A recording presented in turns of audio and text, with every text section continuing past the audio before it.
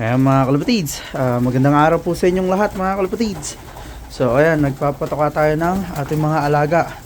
Ayan o, nagsisiba mga magsikain. Bali nasa 26 po ata, 26 birds yung nandito mga kalapatids, ang dami. And then ayan, nagtambak tayo ng napakaraming pine needles mga kalapatids. And then obviously yung iba tatanggalin natin later on. Pero mas maganda na yung nagtatambak ako ng marami sa umpisa para nakahakot nila yung dami na gusto nila mga kalapatids, and then yung iba hindi nawawalan. And then ayan, naglagay na rin tayo ng mga nest ball. So lahat to, tong malalaki na to mga kalapatids na box, may mga nest ball yan. May nest ball dun sa tuktok, yung gitna wala, pero meron dun sa ilalim. May nangitlog dun mga kalapatids, no? May isang nangitlog.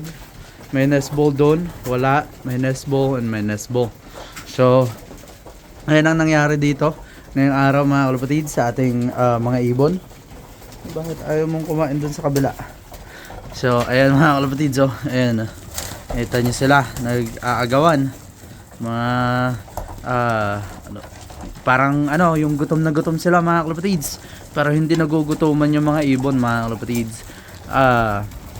Hindi sila basta-basta yung hindi natin pinapakain. Araw-araw silang kumakain mga kalapatids, and araw-araw marami tayong ibinibigay sa kanila.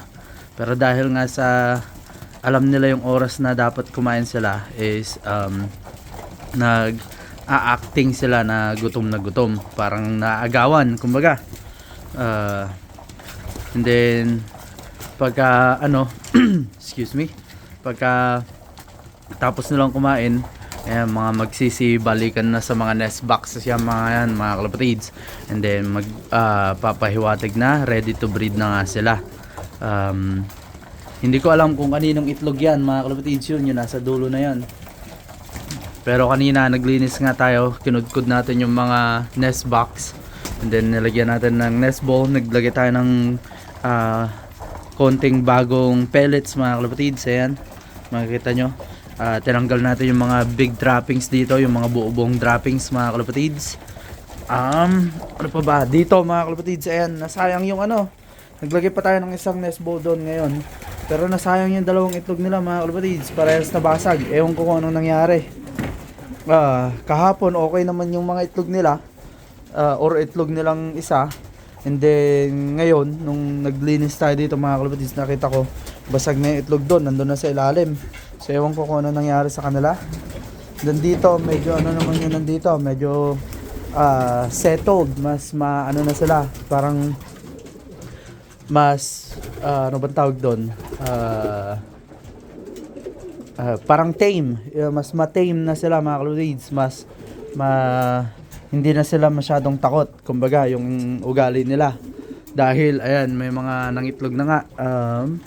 Ilan na nga ba ulit yung nangitlog dito? Isa, dalawa, tatlo, apat. Ewan ko kung madadagdagan yon, pero itong grizzle na to, sa kanya yung itlog na yon. Hindi, meron doon 5.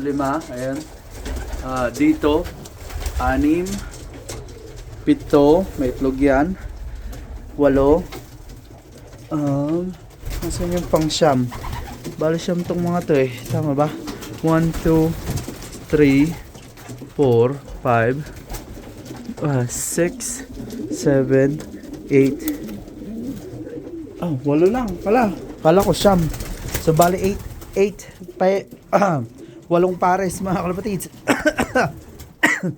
8 pair. Bali 8 pares yung nandito mga kalapatids, na may mga itlog na. Yung iba wala pang itlog. Hindi na yan, mukhang naparami ng kain yun, no.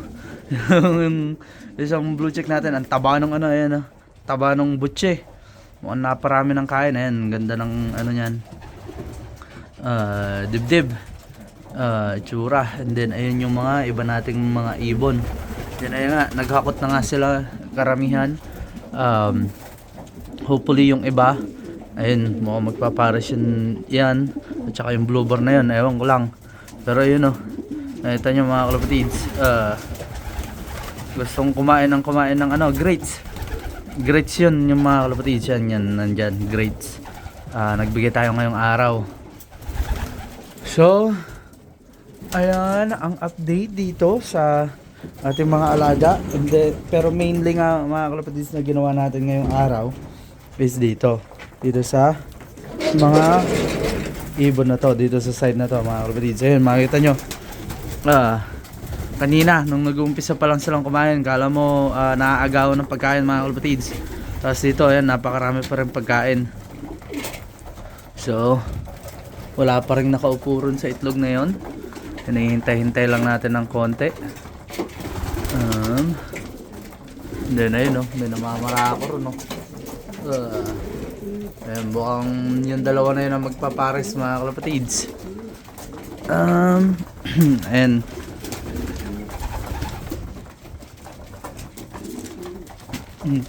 Itong hen na to, andito kasi sa kabila yung ano niya mga kalapatids, siyang hen na yan. Andun kasi sa kabila yung pares niyan, kaya ano, laging pupunta rin sa gawi doon. Pero yan yung mga ibon natin mga kalapatids. So ayun mga kalapatids, binigyan ni Mrs. Valentine's Day gift. Binigyan ni Mrs. Hoodie na kalapate ang style. Pero yung nga mga kalapatids, hanggang dito na lang po tong update na to mga kalapatids. Maraming salamat po sa inyong walang sawang suporta. Shout out po sa inyong lahat mga kalapatids. At shout out Team Yahoo. So, bago natin putulin tong update na to mga kalapatids, papakita ko sa inyo yung dalawa kong breeder doon sa shed na nakapagpisa.